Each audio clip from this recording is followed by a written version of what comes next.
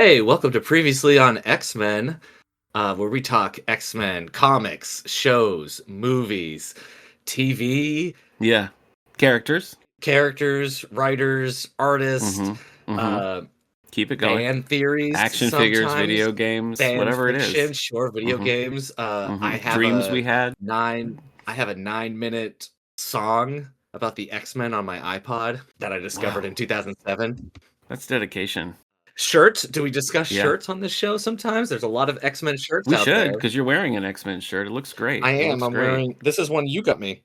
Yeah. It says Logan's motor repair since Yeah. 1974. It So looks that's pretty good. fun, and it's just It looks Wolverine on a good. motorcycle. Yeah, it's a fun color scheme.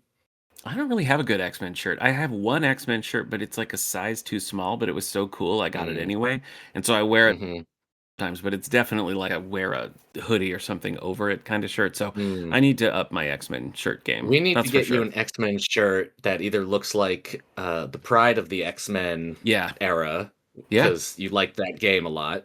Yes, I did. Or if they make X-Men games in the style of X-Men shirts in the style of the Sega games, Mm-hmm. because you played Yeah. those Sega ones, right?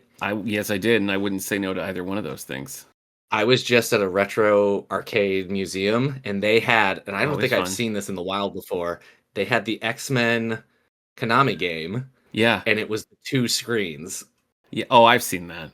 so you could play 6 players. Yep. That I was have something. seen I that. was playing with a coworker, and he doesn't know anything about X-Men, and he ended up playing Dazzler, and he was like, "Who the heck is that?" And I'm like, Yep. "That's Dazzler." He's Yep. just like, "Who the heck is Dazzler?" I was like, Yep. "Oh, let me tell you who Dazzler is." Hillary and And I then were the just Blob talking showed about up. this. Yeah. Yeah, the Blob showed up, and he was like, "Who the heck is that?" I'm like, "That's the Blob." I was like, "Oh my gosh, he doesn't know anything. Yeah. He's a straight up idiot."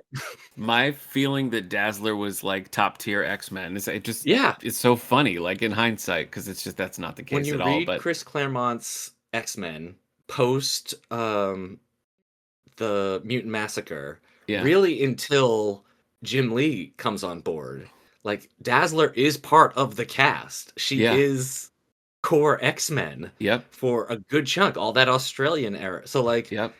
and when you read it now, you're like, yeah, Dazzler's great. And then he split the whole team up, and he only kind of brought Dazzler in a little bit. But then when he left, they didn't do anything with her. They did that thing where she was pregnant in one issue, and then she just disappears, and she's never been able to like come back into the X-Men proper. They always do like, Dazzler's doing a new tour, she's doing a retro tour, she's got a new album. It's like, okay, well, is Dazzler a big Well, it's a music work-life star or balance not? situation, I think. You know what I mean? She's just got to find what makes her happy. Go to her joy is what I think. Remind me, because you just watched the Okay. trailer. Did you see Dazzler in the trailer? Oh, for 97 season 2. No, I don't. Is she supposed to be there? I didn't clock it if she was. I saw those Grant Morrison era costumes though, and I knew you'd be happy about that. Oh yeah, depending on where that is set, sure. Yeah. Oh hey, I'm Eric Mickles. Oh yeah, I'm Nick. Hi. Yeah. How do you feel about this trailer? I mean, it looks like more of the same. Yeah. Because the showrunner got replaced. Right. Got fired. Mm-hmm. Before the first season even aired. And I think the kindest thing you can say for that reason is sex pest. Yeah, I read a little about that. Yep. Yeah, so not too big of a loss there, but Yeah. I remember reading that the first season of X-Men 97 was based on a lot of like fanfic that he had done as a teenager. A lot of the first season of X-Men 97 was his view and his personality, his style and all that. So it's going to be interesting to see what not being there does for the does the show keep the stuff that worked? Does it get rid of the stuff that didn't work? I can't tell, because the trailer looks all over the place, because there's a lot of time traveling. It looks jam-packed. Yeah, that was my biggest concern, because the way they were blowing through like basically 20 years of story per episode, it just seems like the trailer implies that that's going to be the plan for season 2. I mean, the first season did Inferno, it did E is for Extinction, it did Operation Zero Tolerance. Mm-hmm. It did the trial of Magneto. It did Life Death. And in the comics, they were years or Right. like the full decade of Yeah. stuff. This season looks like it's specifically focused on Apocalypse because, spoiler for the end of season 1, the X-Men get time displaced. Mm-hmm. Jean and Scott were sent into the far future where Apocalypse is in charge, and that's where they would meet a teenage Cable. Mm-hmm.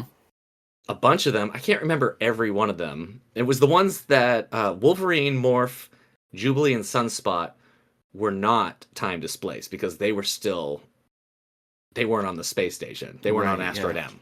So everybody else got sent into the past as Apocalypse is Rising, which was a comic in the 90s. You've read that, didn't you? Yeah, I mean, Hillary's gone a lot deeper on that stuff than I have. Yeah. I trust her expertise on it. But I mean, I've read stuff in that vicinity. They're doing that, and then I guess they'll also have to deal with Apocalypse because the cliffhanger of the first season was Apocalypse showed up at Genosha, lamenting all the mutant deaths and hinting at turning Gambit into his Horseman of the Apocalypse. Right. Yeah. Who Gambit, we hear, he narrates the trailer at the beginning, but we never see him in any form, either Horseman or not. And in the old 90s cartoon, the only like face name that became a Horseman was Archangel at the time. I'm pretty sure. I don't remember him ever like using any other X-Men characters. It was Archangel and then, War, Pestilence, and everything. Right. So I imagine that this new season of X-Men 97 will put some actual faces. Yeah, that makes sense. I'm trying to remember. Do you remember Wolverine and the X-Men, one season? I love that show. And that gears up to an Age of Apocalypse. That ended. That's was the it unresolved 2 seasons, cliffhanger. or was it just no, one it's season? Just one. Yeah, it ends. Mm-hmm. They're trying to stop the Days of Future Past. Xavier's in the future, and he's with those. I think he's with Bishop and other characters, and they're trying to stop Days of Future Past from happening in the present. And they change it, but they change it so that it's Age of Apocalypse, but it never got a second season, so we never got to see that, which is such a bummer. It was so good. I know. Steve Bloom is Wolverine in that show, and you got that DVD signed for us, I remember. Yep. Hillary and I just talked about Cosmic Invasion, and it was weird because Cal Dodd voiced Wolverine in that, but Steve Bloom was voicing like Venom and other characters, so you had like both Wolverine voices in there, and it was a little like, whoa. Yeah, Steve Bloom was the default Wolverine for a while. Yeah. I don't know when it started. I think it started with X-Men Legends. Oh, yeah, that makes sense. Great games. I would take a t-shirt of those as well. He was in the shows for a while. The anime? Yep, and he guest starred as Wolverine for like 5 seconds in Earth's Mightiest Heroes. I think he popped up quite a bit in Ultimate Spider-Man, too. There were several Wolverine episodes, and I do think it was him. And that movie sequel, whatever it is, Wolverine versus the Hulk. Yeah, I like that. I like those when those were happening. That was pretty fun. What do you think? How do you feel about these? Because season 1 of 97 had like a prequel comic, and they have one that's set between seasons 1 and season 2. Do you care about these at all? Is this anything I have not that read those? No. Okay. I don't have a Marvel Unlimited subscription right now. Oh, that'll do it. The first time in forever, which, I mean, we could talk about Marvel comics for a week on this podcast. But yes, we could. Their current state, I was just like, I'm going to get the DC app for the year. Yeah. So I haven't read that stuff. The only X-Men 92, 97 comic that I've read was the X-Men 92 House of 92. Yes. And it was so fun. Yeah, I do want to read that. How it just took all the continuity of the 90s X-Men cartoon to fit House and Powers, the Krakoa era. Yeah. They were like, oh, we don't have Araco, so let's bring in those space Vikings we did a 2-parter for. Yeah. And we don't have Moira or Kitty Pryde, so Jubilee is our... It's so fun. Yeah, it does sound fun. Anyway, back to this. So Apocalypse, there's a hilarious line, and I don't know if they're trying to make it funny or if they know it sounds funny or what. But Apocalypse is like, I must defeat the X-Men where they're at their weakest, the 1990s. Yeah. And it's just so funny hearing Apocalypse even say the 90s. The 90s. I need to go when the X-Men are too busy with yo-yos and pogs to defend themselves. Send me to when the Princess Diana Beanie Baby Bear was at the height of its power, but Wolverine was at the weakest. That's really why he's going back, to get one of those Princess Beanie Babies. Yeah. I'm sure that's it. I did clock that as well. If I can get out the Pokemon card ground floor, I can rule the world. Well, that's essentially Biff's plan in Back to the Future, so. Yeah, exactly. He's going back to give 90s Apocalypse an almanac of the future. I mean, I wouldn't put it past them. They're blowing through so many X-Men stories. They're going to have to start looking other places to fill their time. No, Apocalypse. You leave her alone, Apocalypse. You know what? Speaking of ongoing X-Men stories, I finally just resolved the Time Displace original team. That era that went like 2012 to whatever. Oh, yeah. Extermination? Yes, that's a one, and that is by Congrats. Ed Brisson. So let's make him our X-Files segment for today, because weirdly, I've read a lot of Ed Brisson X-Men lately. I've been trying to work my way through Old Man Logan, and I don't know why, because outside of the first couple of volumes, I just have not enjoyed that series. But I'm like, darn it, I'm gonna make it to the end. I don't remember where it was. There was a storyline where Old Man Logan fought the Maestro. In Canada. Yep. And I enjoyed that. Yep. And I think enjoyed that's around volume 6. First arc. Yeah. Oh, okay. Yep. Ed Brisson wrote this pretty decent Iron Fist run. I only read that because it was connecting with something else. And I weirdly was like, okay, this is kind of cool. And so I read that whole series, and I did enjoy that. But some of his DC work, like when he tried to do Batman Incorporated, I mean, that was just such a flop for me, which is sad because it's such a good premise. He's a name that I feel like I don't hear anymore. Yeah. Well, I just started the 2018 series where it's X-Men Disassembled. And that launch is decent. That's coming out of like X-Men Red and some of those other. Yeah. I didn't hate it, but that will lead you directly into Age of X-Man. Okay. Which then leads directly to the Krakoa era. Yeah. Oh, okay. All right. And Brisson, I think, also wrote Age of X-Man, so that makes sense. But here's the thing. They're showing that Apocalypse thing, but they showed a lot of other stuff that make it look like maybe the Apocalypse thing is a two-parter at most. Yeah, it's true. Because Jean and Scott are supposed to be sent to the future, but we do see them in the Grant Morrison era X jackets. Okay. And we see Danger as well for a second. The Danger Room, the sentient Danger Room robot lady from Joss Whedon's run. Gotcha. Funny to fire your sex pest showrunner and then let's adapt to Joss Whedon's story. Yeah. Hey, I heard Neil Gaiman wanted to send in the script. But I saw, other stuff that made it look like they're doing, other things. So I am worried a little bit, like, is this season also 10 I guess, was it 10 episodes? I think so. Or was it 12 episodes? I don't know. I'm just worried for what they we're were gonna doing. Get through the okay, what else didn't we go through? Let's do the Mutant Massacre in one episode. Let's do Age of Apocalypse in one episode. Let's do, Krakoa, the whole Krakoa saga in one episode. I'm worried that's gonna continue. Now, do you know at all, like, how far ahead they were, like, when this came out and stuff? Like, did they have, the first season is 10 episodes. Did they have time to react to what people were saying about the first season? Because I know, like, I think so. in the Star Trek world, it was like 2 seasons would be already in the can before anybody saw anything. So, they were like 5 years behind any course correction. I'm sure they had some time, and I know they were working off of the showrunners. I forget his name, DeMeo, maybe. They had his notes for season 2, which I think they were working off of. So I'm sure they had different plans and stuff, but I don't know. Like, I don't know if the ratings were great and everybody loved it. There was a lot of comic book fans or it was some comic book fans that complained about the pace Right. of that stuff. So I don't know if that outcry is enough for them to be like, oh no, this is what's working. Yeah. This is what people want. I don't know, because I mean, they're already recording season 3, or maybe they're done. And I saw that it was also renewed for season 4. So, I mean, we got years of this show ahead of us.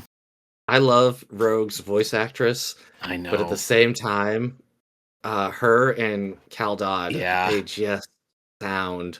I think the voice actors for Storm and Beast sound great. I don't know what it is about Beast voice. I think it's just like that type of character. Even though you can tell he's older, I think it fits. Yeah. Because he's supposed to sound, wise and all that stuff. Yeah, well, so George Bush is his name, and he was voicing, Ewoks back in the Ewok series in the mid 80s, and he sounded like an old man then. So it's sort of like he's just settling into it. And I agree. Alison Seeley Smith as Storm, I don't think I would know that 30 years have passed. Yeah, that was shocking to me. And some of them for the first season, like Sinister and Nightcrawler, you can tell that they're older, but it works, or it's not that big of a deal because Sinister is so completely modulated. Yeah. And Nightcrawler kind of also has, with that German accent. It all was kind of, but I just feel like Cal Dodd and Lorraine. Oh, Lenore Zahn. Oof. Their voices are, you just can tell that it's been 30 years. Yeah. Like Rogue sounds like a grandmother. Yep. And it's hard, like even in that first season when she was all hot for Magneto and stuff, it was like, oh Sonny, if I were she sounded older than Magneto. Yeah. In that first season. And this isn't, I think she's great. I think in the 90s cartoon, she's an amazing voice for Rogue. And I wish she had the kind of material that they gave her in 97 back then. So this is more just like age comes for us all. Yeah. I'm not like critiquing her performance. Yeah. Her performance is better than it was in great. the 90s. Yeah. It's just the voice for both her and Wolverine. Yeah. It just feels like, Sonny, I'm the best there is. You made a point early on when you and Hillary were covering the first season that you said her character design, they've skewed even younger. The character design, true. She looks like 19 and she sounds like 75. Yeah, they give her that little like button nose. Yeah. They make Wolverine look older, but it's still it's this raspiness you can't really do anything with. Yeah. And I get it because they're two of the most recognizable voice actors in a lot of ways from that original series. But I mean, you recast Jean and then had Disher voice Cooper. Yeah. So they knew that. Yeah. Sometimes like Jennifer Hale.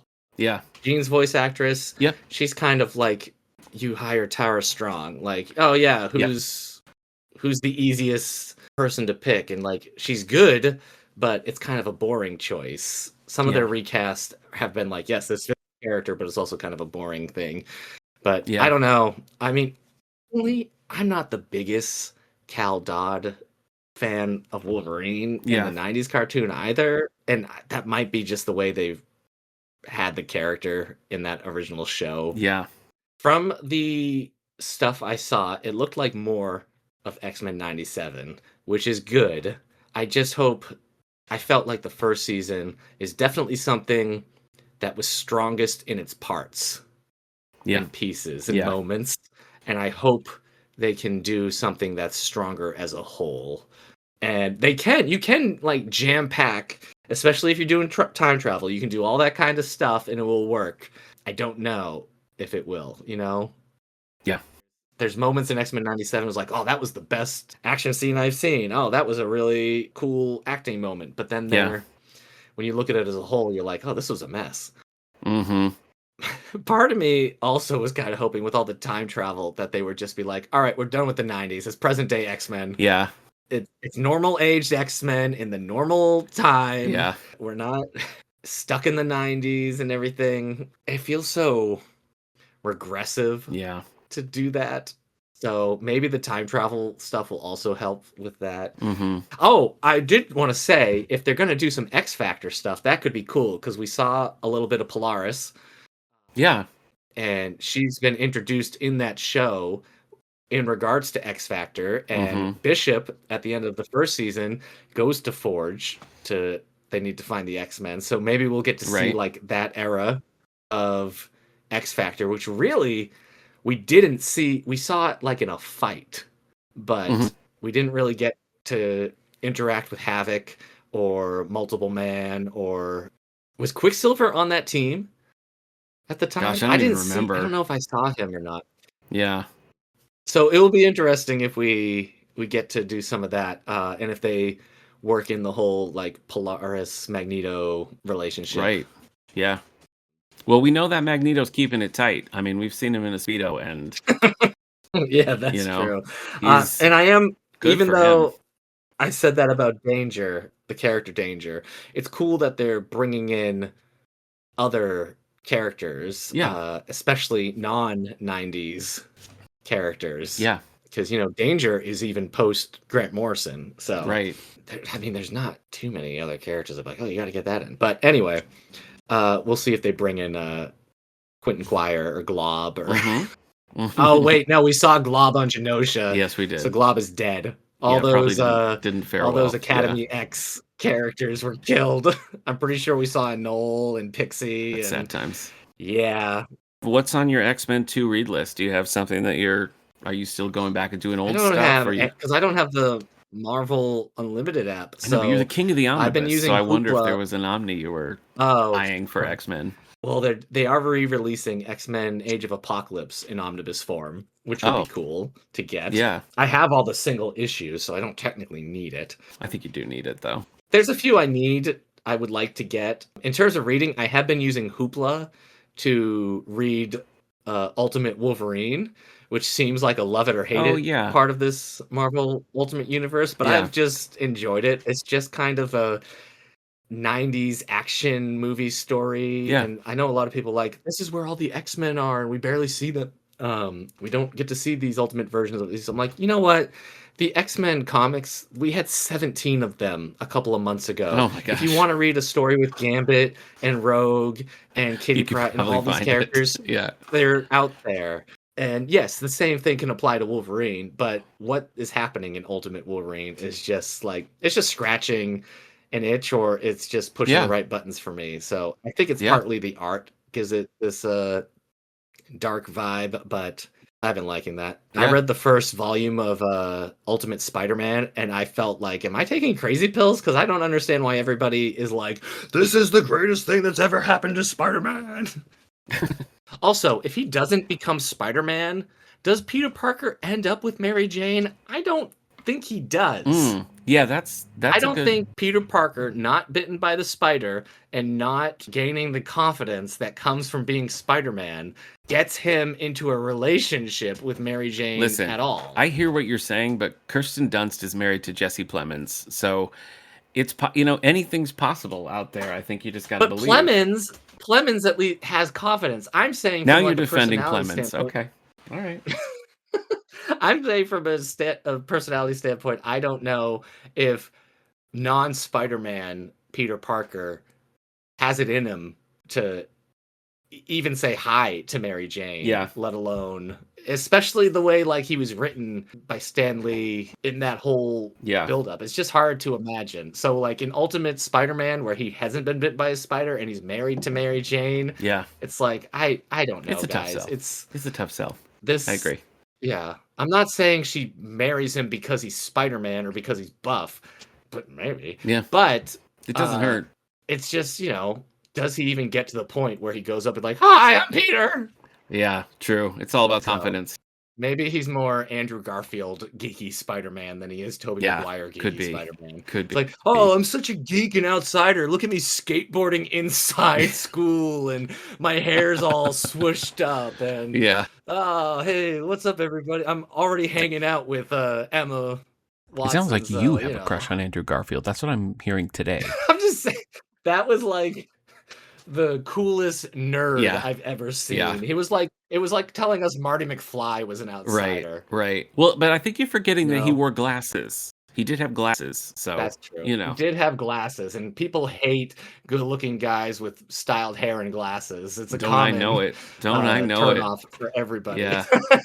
Yeah. So, anyways, did we talk enough about X-Men 97 Season 2? I think so, yeah. The animation style looks the same. It looks good. 3 hours after that trailer came out, 5 minutes after I watched it, my wife texted me like, "Oh, the new trailer for X-Men 97's out. It's coming out in June or July."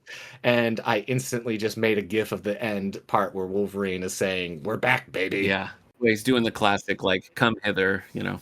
Yeah, that scene, you can see a vat behind him. So I'm wondering if the time displacement stuff sends him back to Weapon X. Oh, could be. Or if that, we know he was Magneto tore out his adamantium at the end of 97, like they did in Fatal Attractions, not the whatever. I assume it's a Michael Douglas movie. Yeah, it is Michael Douglas, right? Yeah. I'm not going to be ignored. Right. But none of the shots we see of him, I didn't see any bone claws. So I'm wondering if we're seeing him after he's taken care of, or if it's a past thing. Maybe they're just, I feel like the bone claws were pretty universally disliked, weren't they? I don't know if that was necessarily true, but the design that they did where they took away his nose is thought to be where he's wearing the bandana on his head and he doesn't really have a nose and stuff. I don't think that's well loved. That's no good. But I know the bone claws were kind of a like, oh, that's interesting. Yeah. Even though like those type of claws are not something that evolution has ever introduced. Sure. Yeah. In nature. I guess I know Hillary hates the bone claws, so maybe that's what I'm thinking. Yeah. I like them. Okay. I don't want him to have bone claws all the time, but the initial he loses his adamantium, discovers he has bone claws. Yeah. And then, you do that once, I guess, for me. Okay. Well, what are you guys talking about next for X-Men Evolution? Speed and Spike, I think. Okay. We're being introduced to Quicksilver, who was fun on X-Men Evolution. A lot of introductions in this show. Well, yeah, especially the first season. That's what I mean. It's like every episode. Come on. And Spike, who was an original character to appeal to the younger extreme sports generation. Right, and that experiment did not go well. Well, she doesn't like the bone claws, but Hillary does like Spike, so... I like Spike back when he was called Marrow. Oh! That was my David Spade Hollywood Minute. Yeah, it was good. It was good. Yeah. Hey! Thank you to Prophetic Music for our theme song. Previously on X-Men is brought to you by the Radio Meanwhile Network. Current shows on the network include This Endorian Life with, one Nick Gunning. Hey. Yeah, what are you guys talking about right now on This Endorian Life? Well, we're about to talk Superman the Animated Series with you, so that's the next episode to air. Oh, right. Yes. In preparation for the Supergirl movie.